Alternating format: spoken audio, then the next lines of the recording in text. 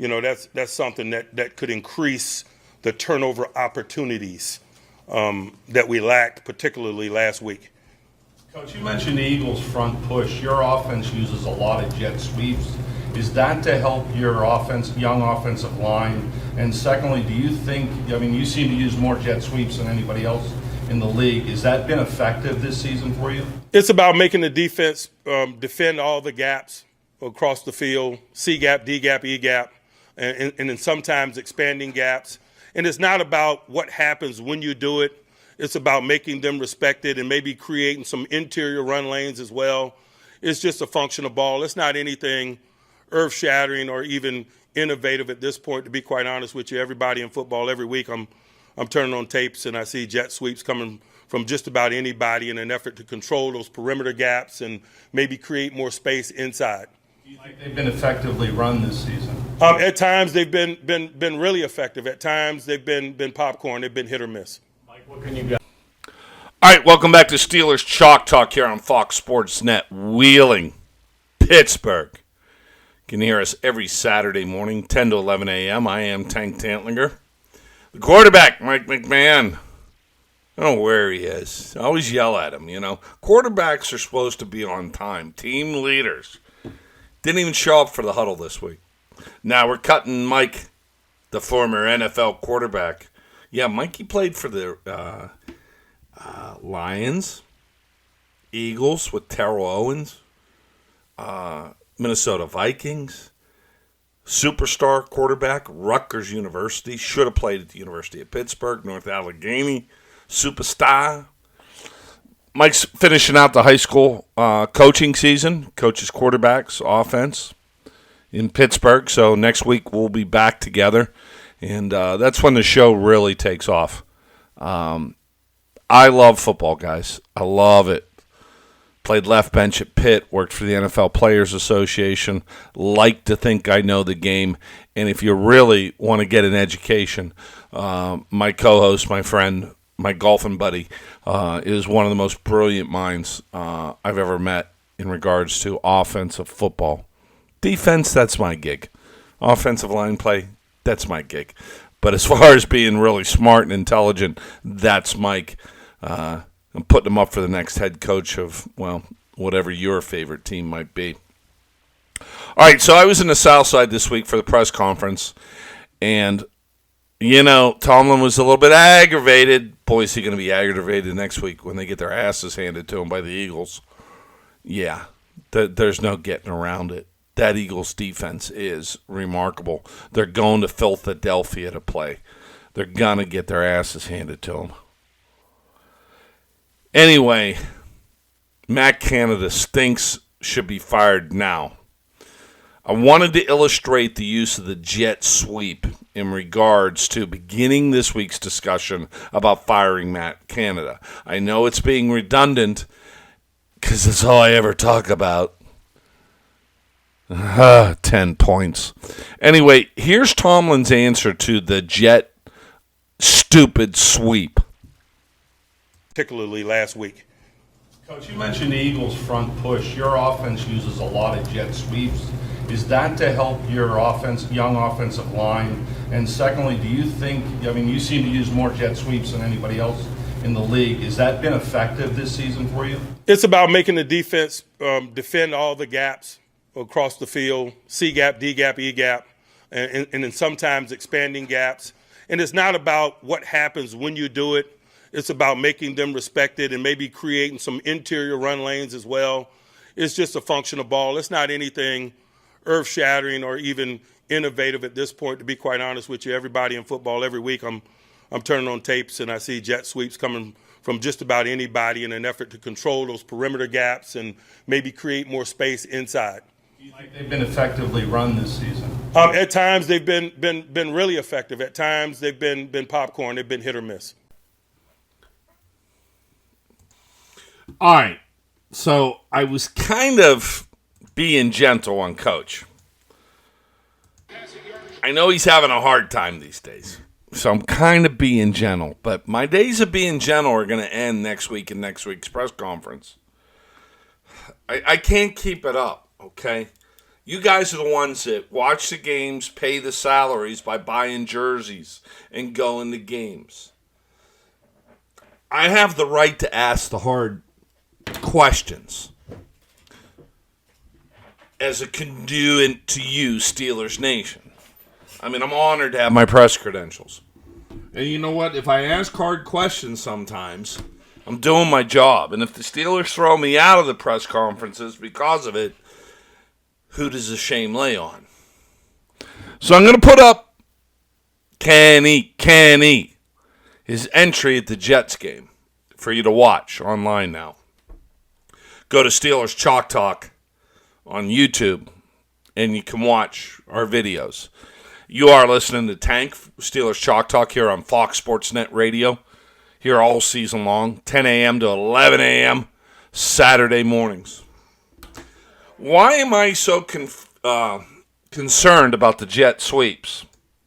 Well, they're instrumental in what we're all screaming about Matt Canada's offense stinking. Okay? Now, Coach Tomlin gave you the politically correct answer.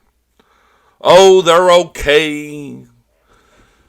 They work from time to time. Sometimes they do, sometimes they don't. Hey, everybody in the league uses jet sweeps.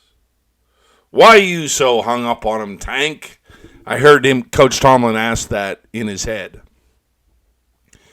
The reason the old tanker's so caught up on jet sweeps, at the end of last season I told you this, because everybody gave Matt Canada a pass and said, well, you know, Ben stinks and needs to go out to pasture. No, he didn't. They threw him to the wolves with that crappy offensive line in Matt Canada.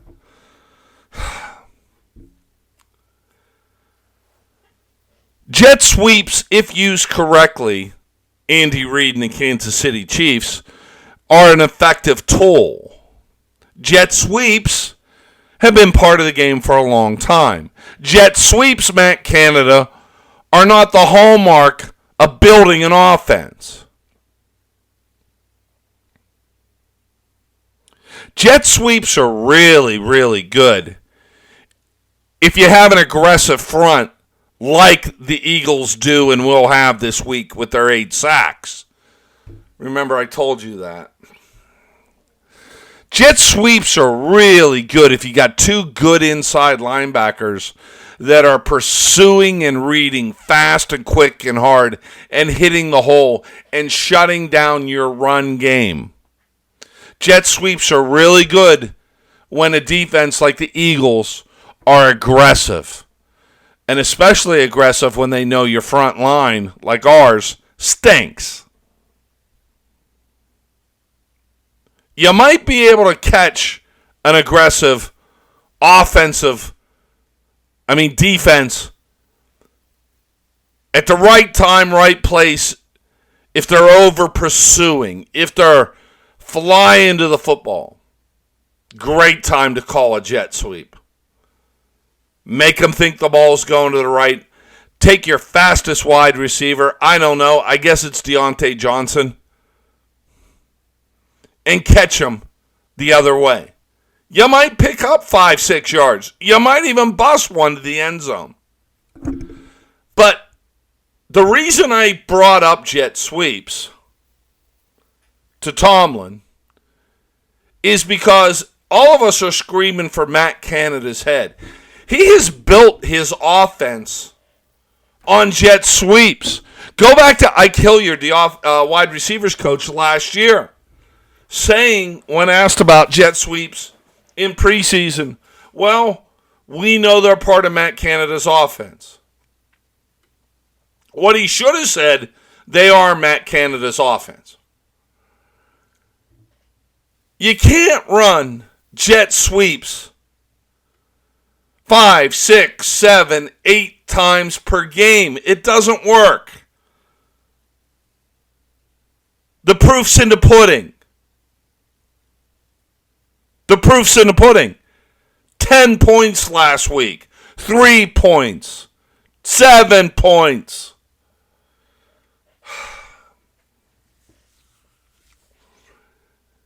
Jet sweeps are not a foundation of an offense. They're to be used when the defense is overly aggressive.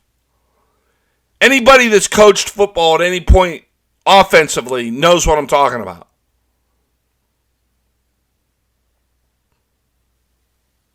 Matt Canada, part of his ineptitude. Oh, there he is. Matt Canada calling another jet sweep. He has no clue what he's doing. He's got the talent at wide receiver. He's got the talent at running back, even though Najee's playing hurt.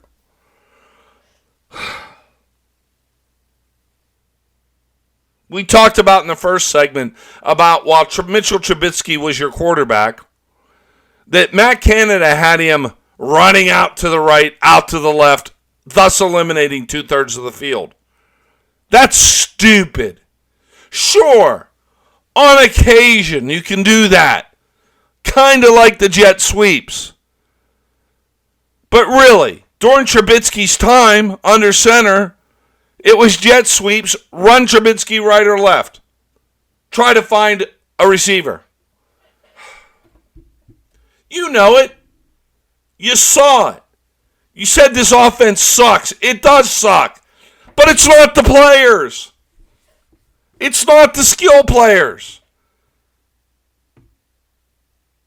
The Packers, 2 seasons ago, looked like a symphony. A symphony. Every play was the right play. Whether it was Rodgers or his coach calling it, it was the right play at the right time. It was a symphony. Matt Canada's offense is an Oompa Loompa band. Oompa, Oompa, Loompa-dee-doo. Now what am I going to do? Another jet sweep at you. It's ridiculous.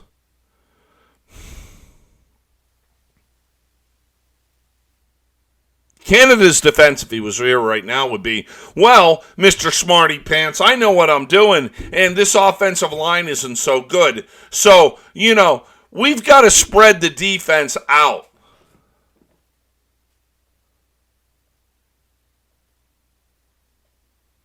And my answer to him would be, how's that working out for you, Cupcake, at 2-5? And one of the worst offenses in the league. You got to fire Matt Canada now, okay?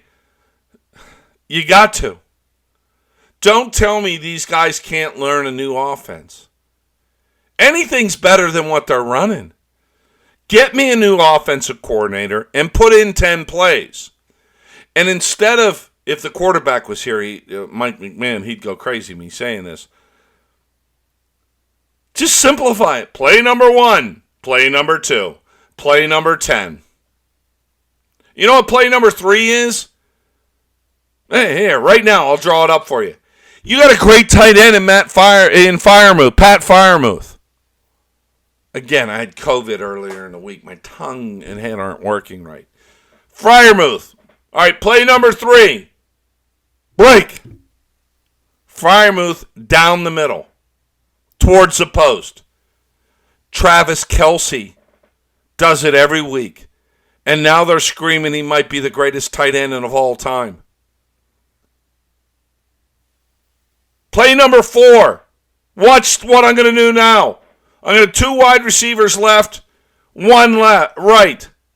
Guess who to the right is on play number 4? It's Claypool.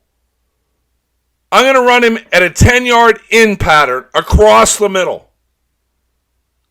Just beyond linebacker depth. Play number 4. Play number 5. I'm going to put 2 wide receivers right, and I'm going to put Dionte Johnson all by himself on the left on a streak pattern.